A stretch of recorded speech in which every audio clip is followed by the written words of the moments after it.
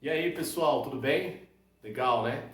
Chegamos à nossa última aula sobre transporte através de membrana, a famosa osmose.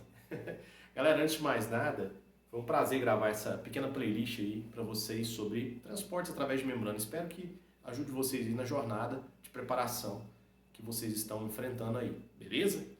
Bom, a osmose ela é considerada por alguns autores de biologia como um transporte à parte. Mas a grande maioria dos livros didáticos, né, do ensino médio e preparatórios para cursinho vestibular e Enem trazem a osmose dentro do processo ou como um mecanismo, melhor dizendo, de transporte passivo. Porque não envolve gasto de ATP. Se não envolve gasto de ATP, a gente pode considerar a osmose como sendo um mecanismo de transporte passivo. Embora o que vai acontecer aqui seja um pouco diferente do que a gente viu lá, né, dentro dos mecanismos de transporte passivo. Aqui, pessoal, quero que vocês pensem automaticamente quando eu falar em osmose em água. A substância água vai entrar em destaque aqui. E vale lembrar que a substância água ela é responsável, né, por promover a dissolução de vários componentes. Ela é um solvente, então ela consegue, né, ela tem essa propriedade por conta da polaridade das moléculas de H2O, então ela se comporta como um solvente de primeira classe. É ou não é? Nota 10. Então, toda vez que eu falar osmose, ou quando algum professor, seja de química ou de biologia, falar para você sobre osmose, pense em água, por favor. Embora a água não seja o único solvente que a gente conhece, né? Pelo amor de Deus, né, pessoal? Vem comigo. Bom, quando se trata de osmose, eu quero que vocês anotem isso aqui, ó, por favor, pessoal. Ó. Movimentação, anote lá, do solvente. Opa! Lembra que até aqui a gente tinha falado mais de soluto, por exemplo, minerais, açúcar, né? Agora a gente vai falar do solvente. E quem que é o principal solvente biológico aqui que a gente sempre fala, pessoal? Água. Anote aí, por favor. The most important, tá? Movimentação do solvente, água, de um ambiente de baixa concentração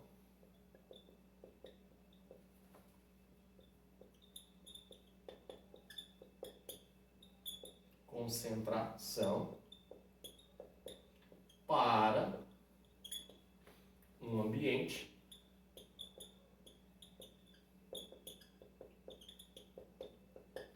de alta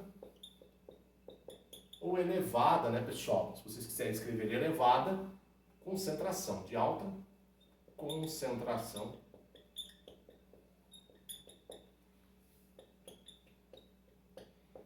de soluto. Em especial, pessoal, sais, ok? Sais, por exemplo, glicose. Vou colocar sais ali, fica fácil para você lembrar, né? Principalmente o sódio. O sódio tem grande potencial em fazer a água se movimentar entre ambientes, tá? Isso é fato, né, pessoal? Você vai, por exemplo, tomar um lanche, comer algum salgado, por exemplo. Logo te dá vontade de ingerir algum líquido, não é? Por quê? Você aumentou a concentração dos seus fluidos, você absorveu mais sódio. E o sódio, ele estimula, né, centros do seu sistema nervoso a te pedirem líquido, água, para você equilibrar a concentração dos seus fluidos corporais. Tanto é verdade que quando os seus rins trabalham, para eles poderem reter água, né, poupar água, minimizar a sua perda de água, eles reabsorvem, às vezes de forma passiva, às vezes de forma ativa, sais. Ok? Show de bola. Tá bom? Bom, esses ambientes, pessoal, de baixa concentração, de alta concentração, eles são reconhecidos com nomes especiais na química e eu vou usar aqui também, tá? Um ambiente de baixa concentração de soluto, ou muito baixa concentração de soluto, geralmente é chamado de ambiente hipotônico, tá? Esse hipo, prefixo hipo, quer dizer baixo, né? Lembra lá do hipopótamo? Animal abaixo d'água. Agora, quando o ambiente ele apresenta ambientes diferentes, digamos assim, o ambiente A e B apresentam as mesmas concentrações de soluto, aí nós chamamos esses ambientes de isotônicos, eles são iguais entre si, tá? Quer dizer que as concentrações de soluto são as mesmas, praticamente as mesmas, beleza? Agora, se um ambiente apresenta uma concentração maior ou muito maior de soluto do que outro, aí a gente vai chamar esse ambiente superconcentrado de ambiente hipertônico, tá bom? Lá na química existem outros termos que vocês vão estudar, como ambiente saturado, né? pouco saturado, mas aí eu vou deixar para o professor de Química trabalhar isso com vocês, beleza? Show de bola. Vou te dar um tempo para você copiar isso aí, e aí eu vou apagar o que está escrito, para a gente poder ver o comportamento da osmose usando células, né? Dentro da citologia, que é algo muito importante para os exercícios e leitura de biologia, ok? Excelente. Tudo bem? Vou apagar lá, peço licenças. Vou apagar aqui. Ótimo. Você já sabe que a osmose é a movimentação de água de um ambiente menos concentrado para o mais concentrado. Show de bola. Pensa na água, fica fácil, tá? Porque a gente está trabalhando com células. Então, qual que é a proposta aqui? É fazer você entender a osmose usando dois tipos diferentes de células, para você ver o comportamento nessas células. Aqui eu estou usando uma célula vermelha de um mamífero, uma hemácia ou eritrócito. Vamos escrever aqui, ó. É um eritrócito.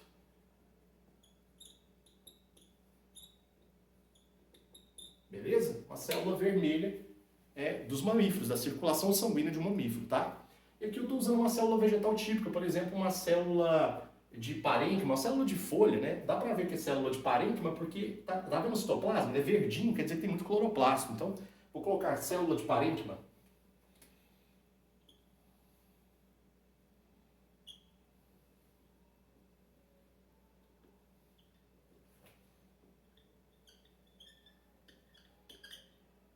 Uma célula vegetal, né, pessoal? Célula vegetal, célula de parênquima. Eu sei que é uma célula de parênquima porque a gente consegue ver que o citoplasma está verdinho porque tem muito cloroplasto e os cloroplastos são responsáveis por absorver energia luminosa e executarem a fotossíntese, tá?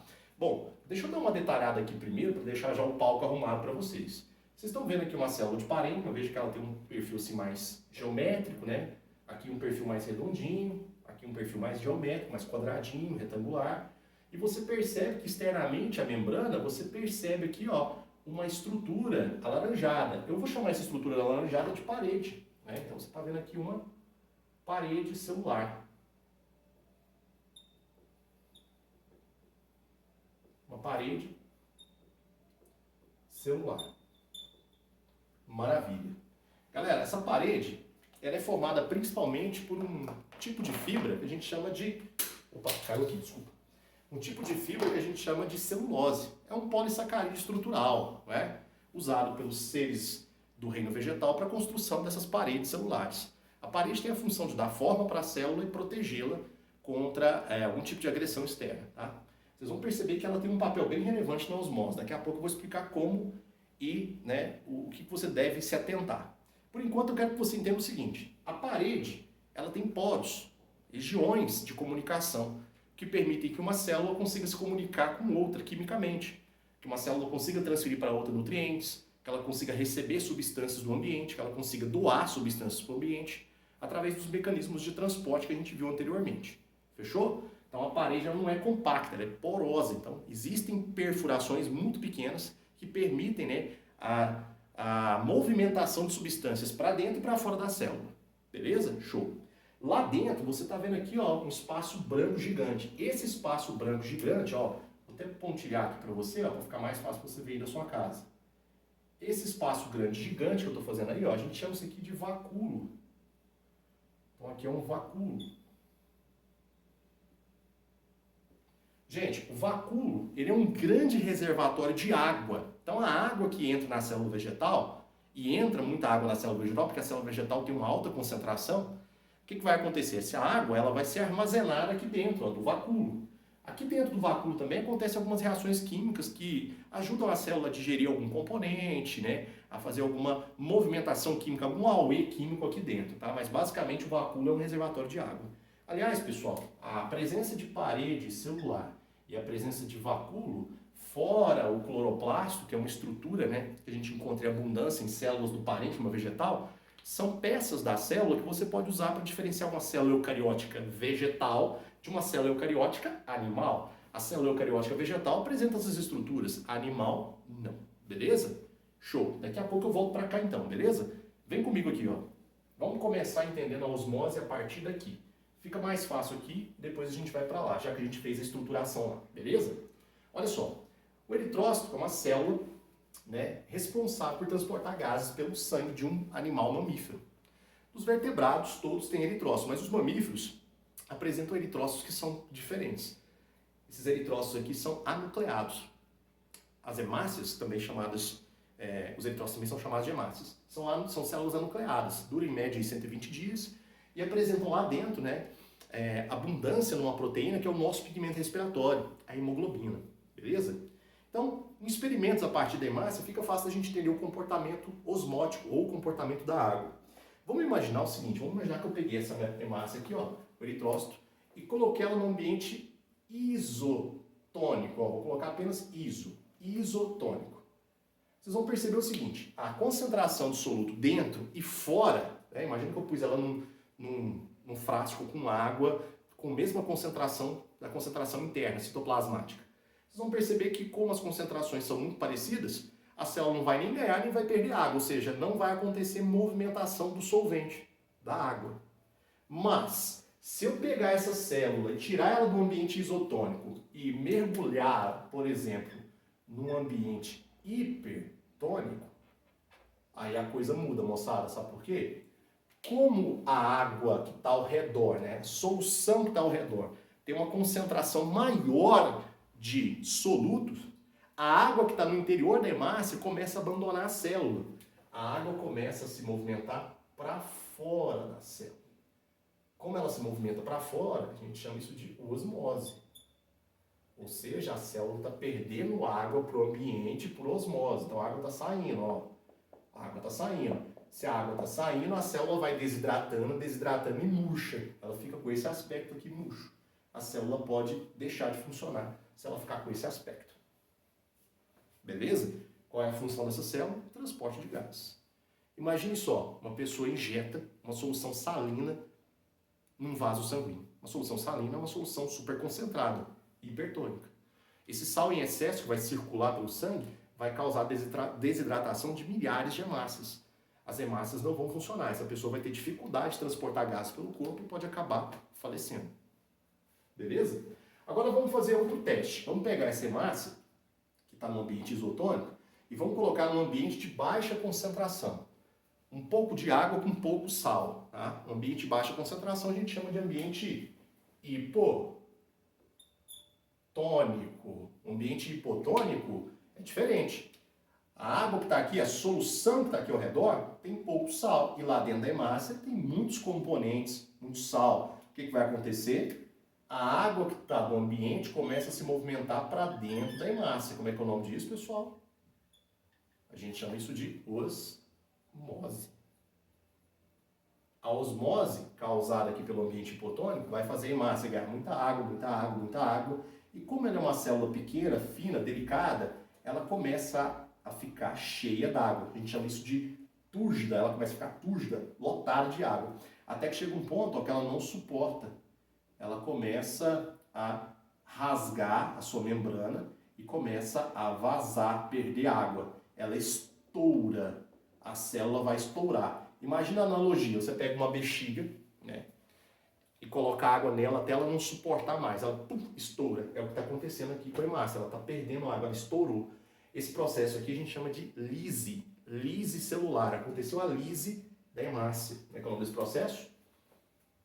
Lise. Anota isso aí, por favor, que é muito importante. Lise. E aqui ela murchou, né? Murcha. Ó. Legal, né? Então, se você submeter uma hemácia, um eritrócito, a ambientes com concentrações diferentes, você vai perceber o comportamento da osmose. No ambiente hipertônico, a célula vai perder a água para o ambiente ficando murcha. No ambiente hipotônico, como ela é mais salgada, tem maior concentração, a água entra por osmose, ela não aguenta a pressão interna, rompe, estoura. O nome disso é lise celular. Show, não é? Agora vamos ver o que acontece se eu submeter uma célula vegetal aos mesmos ambientes. Vamos lá, começando por aqui, ó, ambiente iso. Se eu coloco essa célula no ambiente isotônico, eu vou perceber que as concentrações internas e externas são praticamente as mesmas. Então não vai ter nem ganho nem perda de água. Ok? A célula permanece com o seu formato original. Bonitinho, igual você está vendo aí, ó, bem geométrico. Mas se eu pegar essa célula e colocar ela num ambiente hipertônico, ou seja, um ambiente mais salgado do que o citoplasma, mais concentrado, esta célula vai perder água por osmose, ela vai ficar murcha. Ela vai murchar. Opa, escrevi errado. Na verdade, eu queria escrever osmose. Ó. Ela vai murchar, tá? Ela vai ficar o quê? Murcha. Quando você se deparar com uma imagem igual essa aqui, ó, observa que o citoplasma murchou pra caramba, mas a parede celular continua aqui, ó, íntegra, com seu aspecto normal, viu? Quando você se deparar com esta imagem, que a célula vegetal está perdendo água por osmose, está ficando murcha, existe uma expressão, um termo técnico para isso. A gente diz que a célula está plasmolizada. Plasmolizada, tá bom? Vamos colocar aqui, ó. Ela foi o quê? Plasmolizada.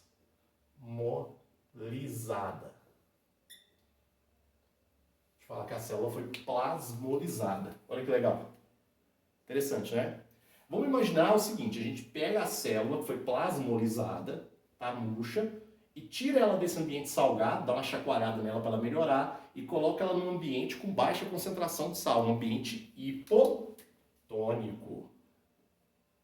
O que vai acontecer se eu colocar essa célula num ambiente hipotônico?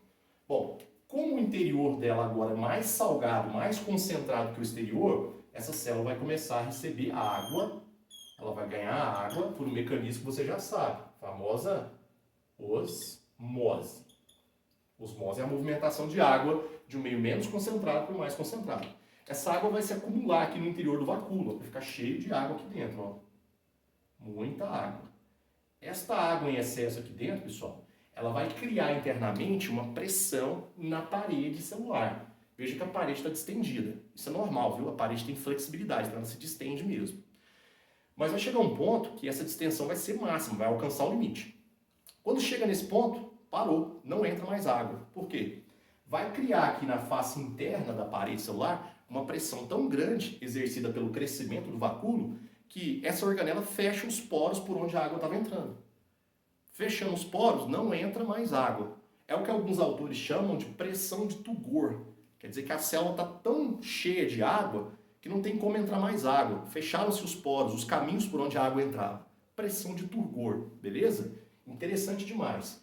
Chamar isso de pressão de Turgor. Quando a célula está assim, a gente fala que ela está túrgida. Túrgida. Túrgida porque ela atingiu a pressão de Turgor interna. Algumas pessoas gostam de falar de pressão hidrostática positiva, né? Que é de dentro para fora. Né? De dentro para fora, e aí a osmose não entra mais. Algumas pessoas gostam de falar de pressão osmótica. Pressão osmótica é a força contrária à osmose, né? A osmose é a entrada de água. A pressão osmótica é uma força que impede a entrada de água em algum ambiente. Isso é coisa que a gente estuda na física, tá? Aqui não é muito importante. O importante é você entender o que está acontecendo. A parede, se fecha os poros, que eu falei para vocês que permitem a entrada de água, não vão mais aparecer enquanto a célula estiver túrgida. Nesse caso, pessoal, está acontecendo algo que é contrário à plasmólise. A gente fala que a célula foi desplasmolizada. Ao invés de ficar murcha, ela ficou cheia d'água. Então, quando ela está túrgida, a gente chama isso de desplasmólise. Ou seja, a gente reverteu a situação. Então, as células vegetais, elas ficam passando por isso aqui, ó. Ora, elas desplasmolizam, ora, elas plasmolizam, tá? Se elas forem submetidas a ambientes de concentrações diferentes. Beleza? Bom, galera, basicamente é isso que os exercícios de biologia cobram sobre osmose. Eu vou deixar vocês copiando esse quadro. Eu espero que vocês tenham gostado dessa playlist que eu gravei para vocês. E se precisarem de mim, sabem onde me encontrar. Professor hoje na área. Tchau!